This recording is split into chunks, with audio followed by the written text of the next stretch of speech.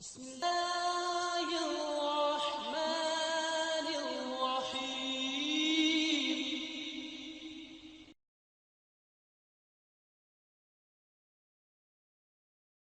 إن الحمد لله نستغفره ونستهديه ونعوذ به من شرور أنفسنا ومن سيئات أعمالنا. من يهده الله فلا مضل له ومن يضلله فلا هادي له.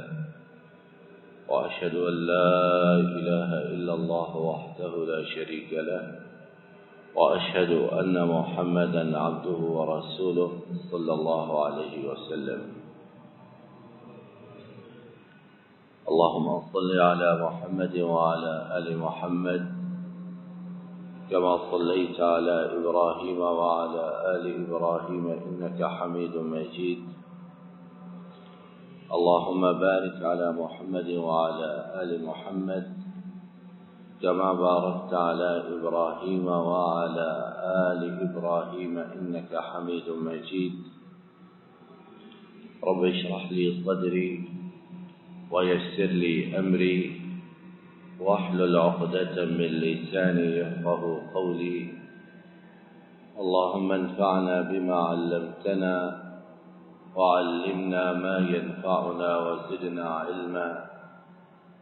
سبحانك لا علم لنا إلا ما علمتنا إنك أنت العليم الحكيم.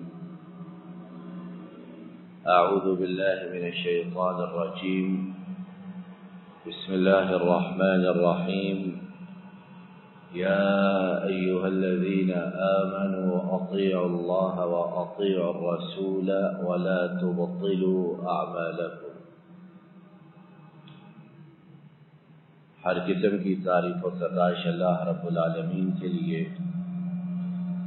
اور عرب درود و سلام امام الانبیاء قائد المرسلین رحمت دو عالم حضرت محمد رسول اللہ صلی اللہ علیہ وسلم پر، اور آپ کے ان صحابہ کرام پر جنہوں نے آپ کی اتباع اور فرما برداری کی. کل تک ہم اس ماہ مبارک کے استقبال کی تیاریوں میں مصروف تھے، اور انتہائی تیزی کے ساتھ گزرتے دنوں کے ساتھ ساتھ آج ہم اسے الوداع کہنے کی تیاری کر رہے ہیں.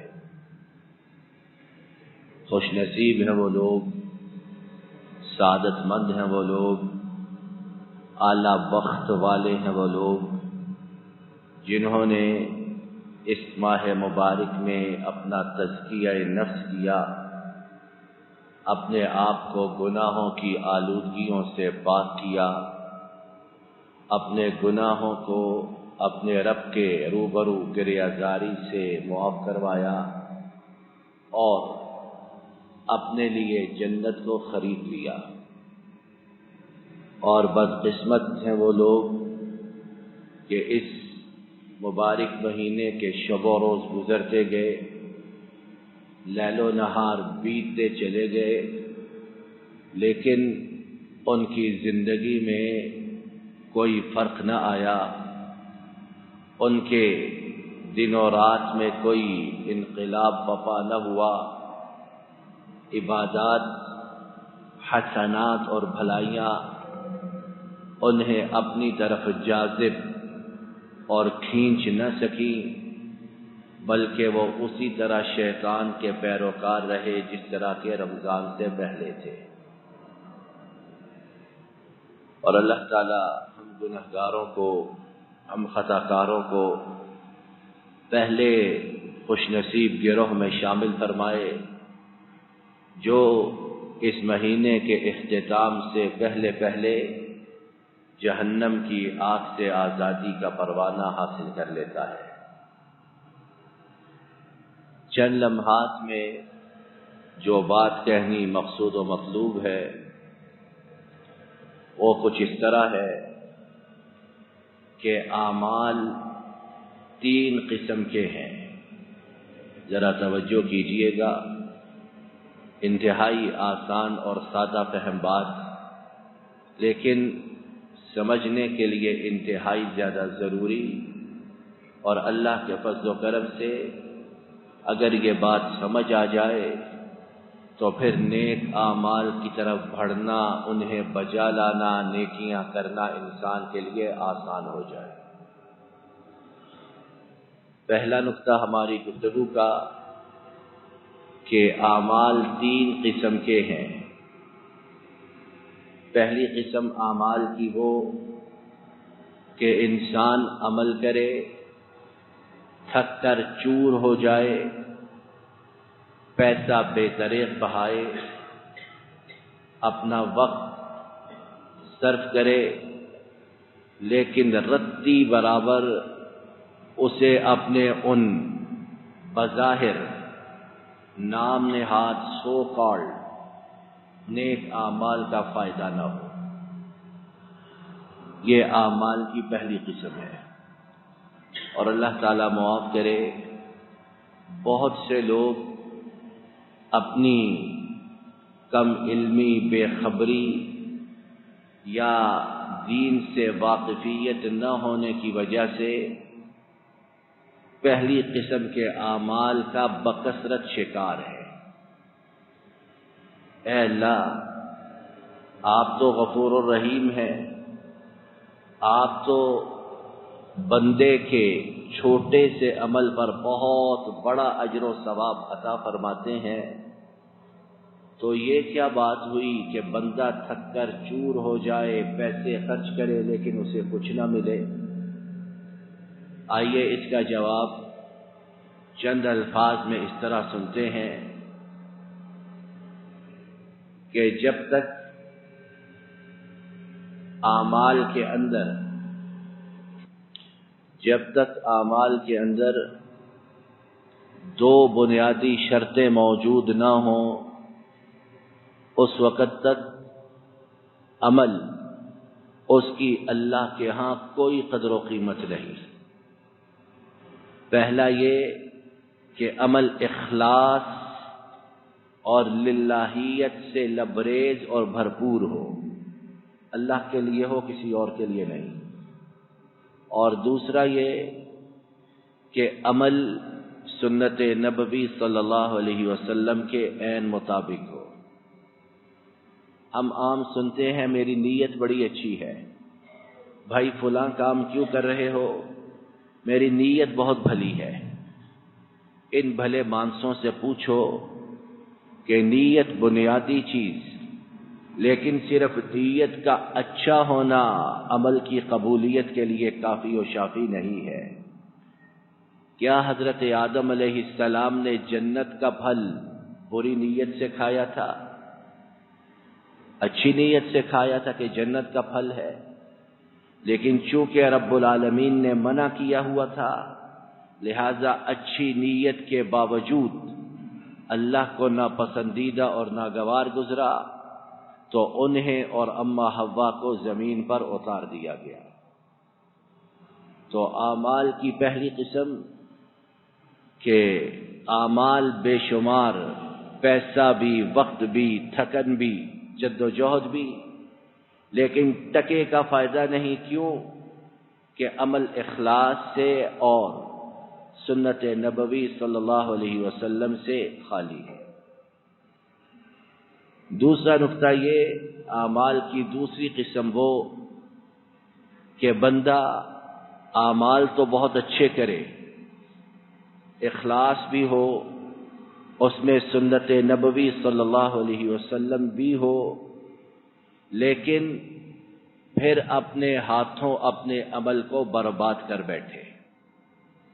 اور اللہ معاف کرے، اس طرح کے لوگوں کی تعداد بھی بہت زیادہ ہے۔ اور کیا اس قسم کے اعمال کا فلسفہ یا منطق یا سبب یا وجہ یا علت کیا ہے ان کی تباہی و بربادی کی؟ وہ یہ کہ بندہ اعمال تو بہت بڑے بڑے پہاڑوں جیسے عظیم الشان کرے، لیکن بعد میں شرک کر بیٹھے، شرک کیا، اللہ کے ساتھ کسی اور کو شریک کیا، تمام اعمال تباہ و برباد تہو بالا ہو گئے، یا بندہ نیک عمل کرے، اس میں اخلاص بھی ہو، سنت نبوی صلی اللہ علیہ وسلم بھی ہو، لیکن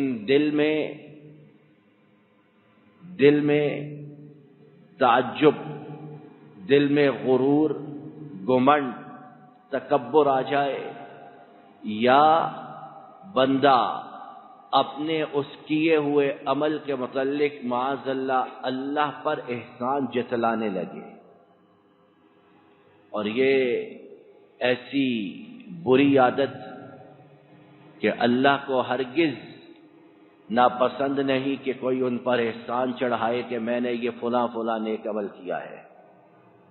اور قرآن پاک میں سورہ حجرات اس کی آخری آیات کریمہ میں جب بعض لوگوں نے نبی کریم صلی اللہ علیہ وسلم پر احسان جتلانا چاہا کہ ہم آپ پر ایمان لائے ہیں، تو اللہ نے ٹوک دیا، روک دیا اور کہا کہ میرے حبیب کریم صلی اللہ علیہ وسلم پر احسان مت جتلاؤ کہ تم ایمان لائے ہو، تمہاری اپنی خیر و فلاح اس میں ہے کہ ایمان لاؤ، اور اللہ نے تمہیں ہدایت دی ہے ایمان کی، وگرنہ تمہاری کیا مجال سکت تھی کہ ایمان لے آتے۔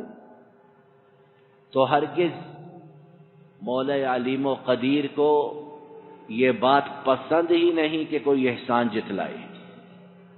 دنیا میں بھی ہم کسی کے ساتھ نیکی کریں اور پھر نیکی کے بعد احسان جتلائیں، تو جس پر نیکی کی ہوتی ہے وہ دل میں کہتا ہے یہ احسان نہ ہی کرتا تو اچھا تھا، کہ اب مرتے دم تک میری جان نہ چھوڑے گا۔ مخلوق کے درمیان یہ بات کتنی ناپسندیدہ، تو جو خالق ہے، جو ایک ایک چیز، ایک ایک نعمت عطا کرنے والا، اسے یہ بات کتنی ناگوار گزرے گی کہ کوئی نیکی کرے اور پھر اللہ پر احسان جتلائے۔ تو اعمال کی دوسری قسم کہ بندہ اعمال کرے بہت، سنت بھی ہو، اس سے پہلے اخلاص بھی ہو، لیکن اپنے ہاتھوں اپنے اعمال کو خود تباہ و برباد کر لے۔ اور اس کی مثالیں ہم نے 2-3 مثالیں سنی، اور اس کے بارے میں نبی رحمت صلی اللہ علیہ وسلم کی یہ حدیث پاک بھی کہ آپ صلی اللہ علیہ وسلم نے فرمایا، اے میرے صحابہ، جانتے ہو میری امت کا مفلس قلاش کون شخص ہے؟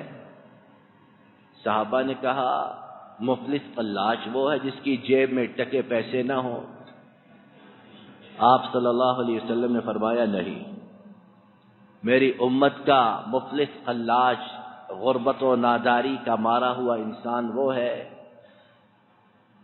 جو نیکیاں تو بہت کرے لیکن اپنے ہاتھوں نیکیوں کو خود برباد کر دے، فلاں کو مارے، فلاں کے ساتھ گالی گلوچ کرے، فلاں کے ساتھ ہاتھا پائی کرے، لعنت ملامت کرے، اس کو اذیت دے، اسے تکلیف دے، تو اس کی نیکیاں خود بخود ختم، کہ جن پر ظلم کیا، جن کے ساتھ برائی کی، ان کے گناہ اس کے سر پر اور اس کی تمام نیکیاں ان کے نامہ اعمال میں۔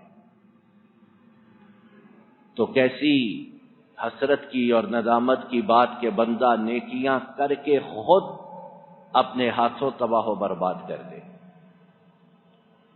اور اسی کے متعلق نبی کریم صلی اللہ علیہ وسلم کی وہ صحیح حدیث پاک بھی ہمارے لیے کتنی ضروری ہے، جس میں آپ صلی اللہ علیہ وسلم نے فرمایا کہ کوئی شخص ساری زندگی جنت والے لوگوں کے کام کرتا رہتا ہے، لیکن آخر میں ایسا کام کرتا ہے کہ اس کام کی وجہ سے پچھلی تمام نیکیاں ختم اور جہنم کی آگ کا ایندھن بن جاتا ہے۔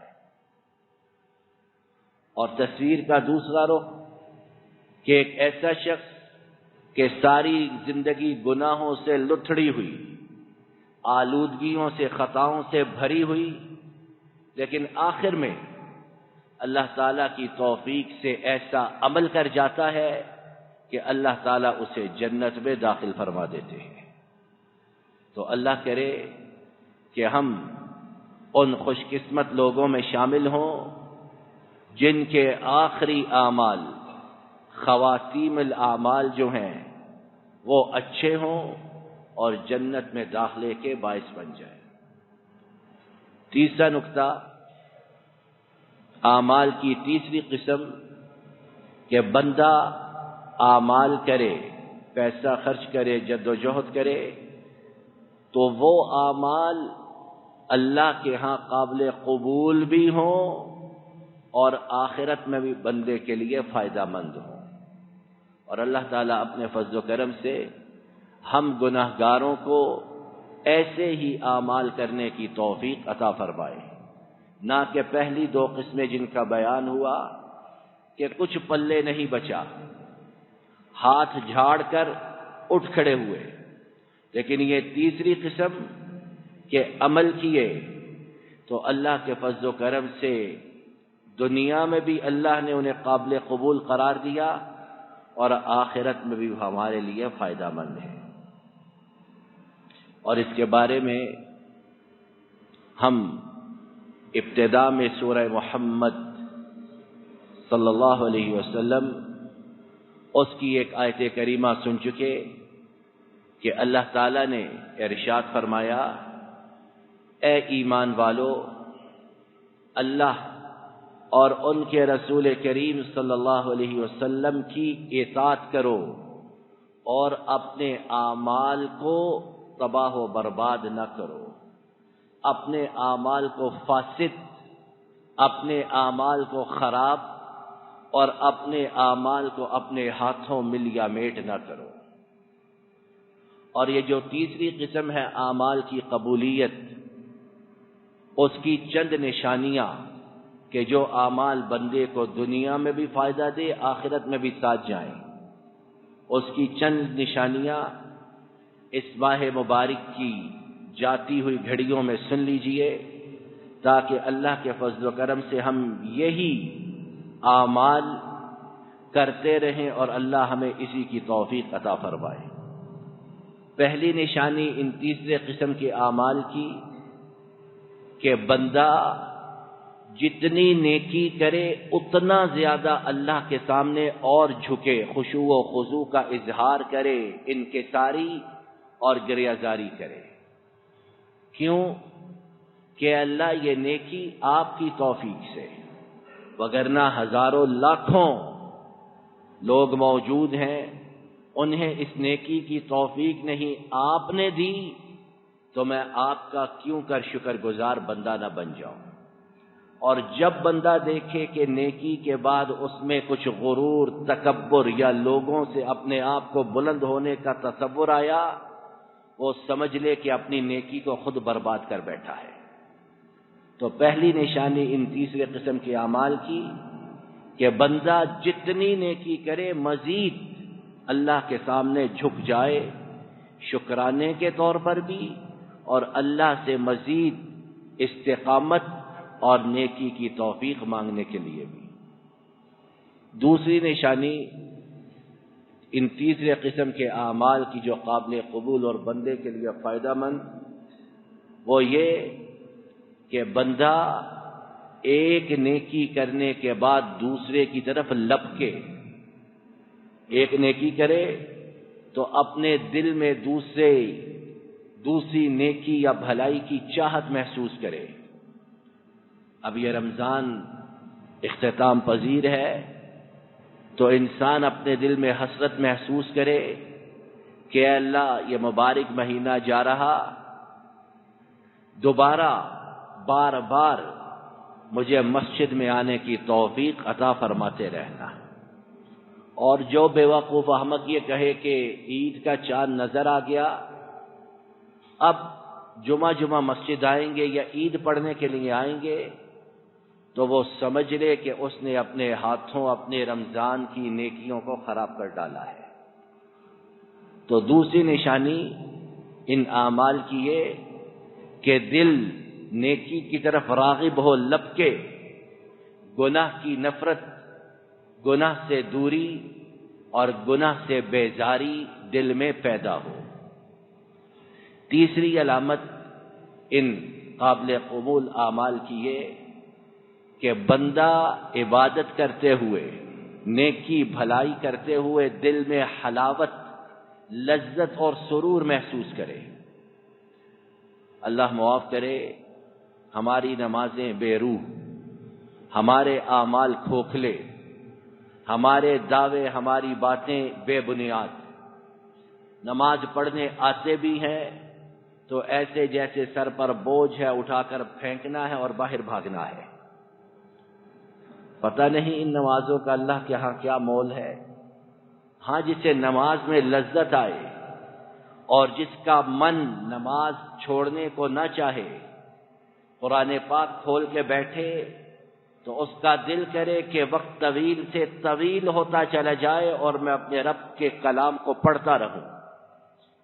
کہ کیسی عمدہ بات کسی نے کہی کہ اگر تم چاہتے ہو کہ رب العالمین تم سے گفتگو کرے تو قرآن پاک کی تلاوت کرو۔